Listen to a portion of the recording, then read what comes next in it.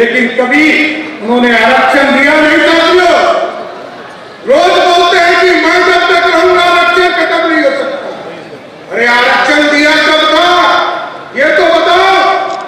लालू प्रसाद जी कभी किसी दूसरे को नहीं दे सकते। वो किसको दे सकते हैं? पहला आरक्षण किसको देंगे? श्रीमती राबड़ी देवी को दिया।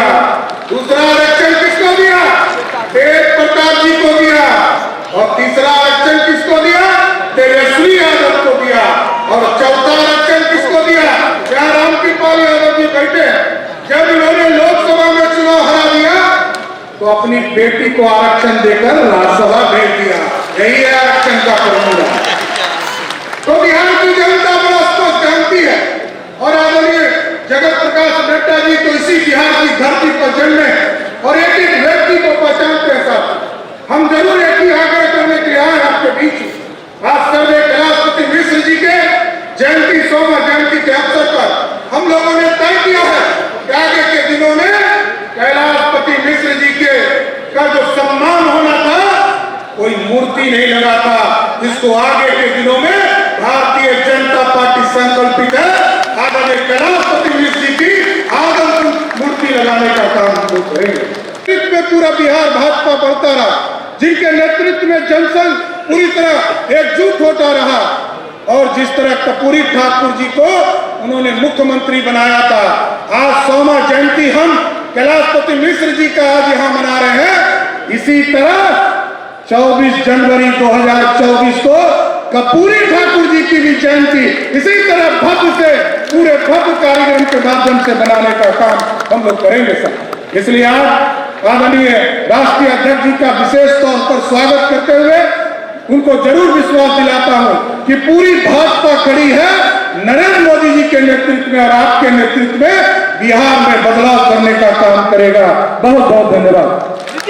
और उनका स्वागत कर रहे हैं, ये भी मुझे देखने का पता है। मैं सोचता हूं राजनीति भी कैसी चीज है, कुर्सी भी कैसी चीज है। समझौता करते करते कहां पहुंच गए। यही पटना की धरती पर तुम सोनिया और राहुल को स्वागत करने के लिए खड़े हो गए। यही विचारधारा की लड़ाई थी, इसीलिए तुमने अपनी जवानी दी थी, इसीलिए तुम maintenance of internal security act में गए थे। लेकिन सत्ता और सत्ता के साथ साथ सत्ता सुख, इसके साथ समझौता करने वाले ये लोग, इनकी राजनीतिक विचारधारा कहां से चली और कहां पहुंच गई, कहां से संपूर्ण क्रांति और कहां से सामाजिक न्याय से निकल कर ये कहां पहुंच गए, यह भी हम सब लोगों ने देखा। मैं यहां ये भी कहना चाहूंगा, आजकल ये इंडी अलायंस की बात हो रही। आप जानते हैं ना इंडी अलायंस, जानते हैं? ये जो इंडी अलायंस है ये 3 आधार पर खड़ा है। पहला परिवारवाद, दूसरा भ्रष्टाचार और तीसरा तुष्टीकरण। आप देखिए, मैं आपके सामने भारत का नक्शा खींच के बताना चाहता हूं। जम्मू कश्मीर कौन है? फारूक अब्दुल्ला, उमर अब्दुल्ला, बाप बेटा। पीडीपी कौन है? पहले मुफ्ती मोहम्मद, बाद में महबूबा मुफ्ती। आप नीचे आइए, आप देखेंगे शिरोमणि अकाली दल प्रकाश सिंह बादल और सुखबीर बादल, बाप बेटा। आप उससे नीचे आइए, उत्तर प्रदेश 24 करोड़ का प्रदेश है, सबसे बड़ा प्रदेश है।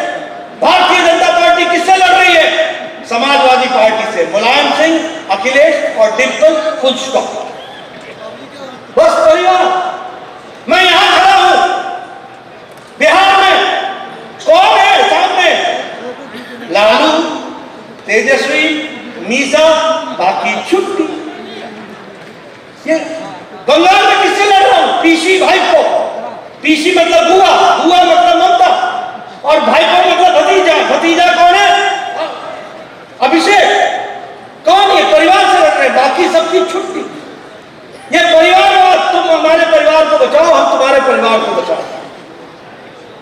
हम तेलंगाना में किससे लड़ रहे हैं? केसीआर, केटीआर, कविता, बाप बेटा, दामाद बेटी।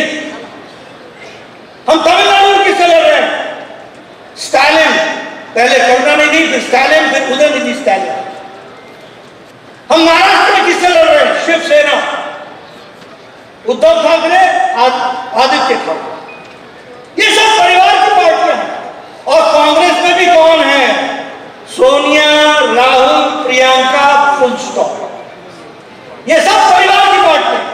और मैं यहां दोबारा दोहराना चाहता हूं, मेरे बातों का बहुत बुरा लगा था विपक्षी दलों को, मैं दोबारा बोलना चाहता हूं, ये पहले ये बनती है क्षेत्रीय पार्टी, रीजनल पार्टी, और रीजनल पार्टी के बाद बनती है ये पारिवारिक पार्टी। और भारत की प्रजातंत्र परिवारवाद को कभी भी परिचय नहीं देगा, विचारधारा को परिचय देगा। इसलिए परिवारवाद पार्टियों का समाप्त होना निश्चित है, यह काम करती है।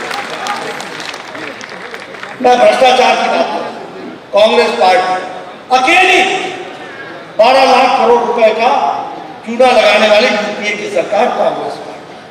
भ्रष्टाचार पर भ्रष्टाचार। मुलायम सिंह की party Akhilesh, laptop scam, food grain scam, Gomti river front scam, Lalu Tejashwi, ये तो मां, पिता, बेटा और माता, ये तीनों ही तो कल बेल करा करके आए हैं, कल ही तो करा के आए हैं। चारा घोटाला, ये सब भ्रष्टाचार से जुड़े हुए लोग हैं। दूसरा इनका आधार भ्रष्टाचार। उसी तरीके से अगर हम बात करें स्टालिन की, तो 1,34,000 करोड़ रुपए इनके ऊपर, इनके प्रॉपर्टीज। आप बताइए, ये एक साथ ये इंडिया अलायंस और क्या करेगा? परिवार की सेवा करेगा और परिवार के साथ साथ भ्रष्टाचार का पोषण करेगा और भ्रष्टाचारियों को बचाने का काम। यही इंडिया अलायंस का नतीजा है। अगर मैं दिल्ली की आम आदमी पार्टी की बात करूं, तो कल ही दूसरा विकेट भी गिर गया। वहां संजय सिंह शराब घोटाले में अंदर हो गया। ये सब भ्रष्टाचार में ऊपर से नीचे आखंड डूबे हुए लोग हैं। और इसीलिए मैं यहां पर कहना चाहूंगा कि अगर हम विकास की दृष्टि से देखें, तो सिर्फ भारतीय जनता पार्टी है जो समाज में विकास को आगे बढ़ाते हुए देश को आगे ले जाने का काम कर रही है। मैं यहां एक बात की और आपसे चर्चा करना चाहूंगा और बताना चाहूंगा कि जहां तक ओबीसी का सवाल है, जो मैंने पहले कहा, चाहे शिक्षा में सेंट्रल स्कूल हो, एमबीबीएस हो, एमडी की सीटें हो, इसमें कुल मिलाकर के 4 लाख बच्चों को ओबीसी को एडमिशन देने का काम किया तो नरेंद्र मोदी जी की सरकार ने किया। यह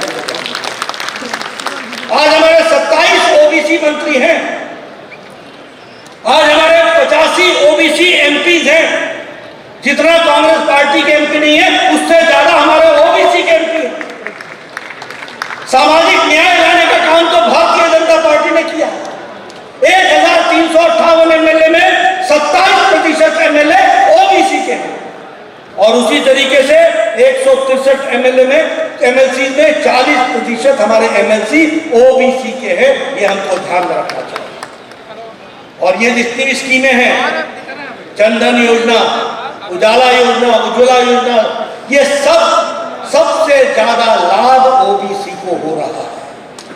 इसलिए मैं यहां एक बार बड़े स्पष्ट शब्दों में कह देना चाहता हूं कि भारत की गरीबी सबसे बड़ी जाति है, जो हमारे प्रधानमंत्री जी ने कहा। और गरीब की सेवा करने का काम पिछले 5 साल में प्रधानमंत्री मोदी जी ने 12 करोड़ से ज्यादा गरीब लोगों को गरीबी रेखा से निकाल करके उनको मिडिल इनकम ग्रुप में पहुंचा दिया। और ये हम नहीं कह रहे हैं, ये इंटरनेशनल मॉनिटरी फंड बोल रहा है।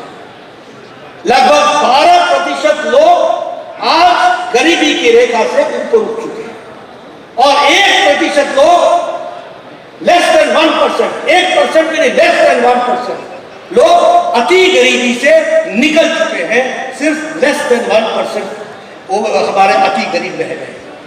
ये जो गरीब की सेवा चल रही है, यही सबसे बड़ी जाति है। इसी को संभाल करके आगे बढ़ाना है और मजबूती प्रदान करना है।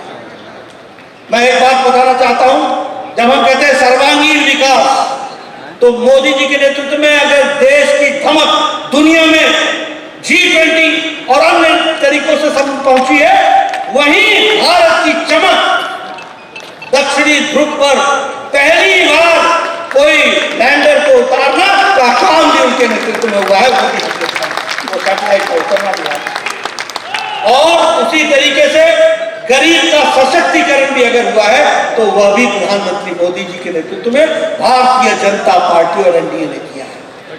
इसलिए मुझे इस बात की खुशी है कि जिन बातों के लिए कैलाशपति मिश्रा जी ने अपनी जीवन लगाया, जिन बातों के लिए कैलाशपति मिश्रा जी ने अपना पल पल लगा करके कार्यकर्ताओं को गढ़ा बढ़ाया, उसको साकार करने का काम आज भारतीय जनता पार्टी प्रधानमंत्री मोदी जी के नेतृत्व में कर रही है। और मुझे बहुत अच्छा लगा सम्राट जी का एक वक्तव्य, उन्होंने कहा हम कंधे पर बैठाना छोड़ चुके हैं। मैं उनकी बात को याद रखूंगा। समय आ गया है कि हम अपने कंधे मजबूत होकर के 2024 में संपूर्णता से चुनाव जीते और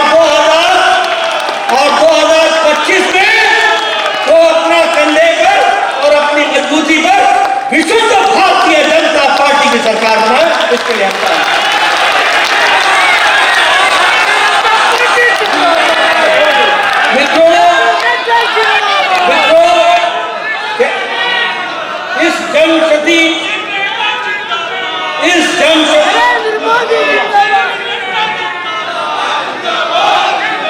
इस जनशताब्दी के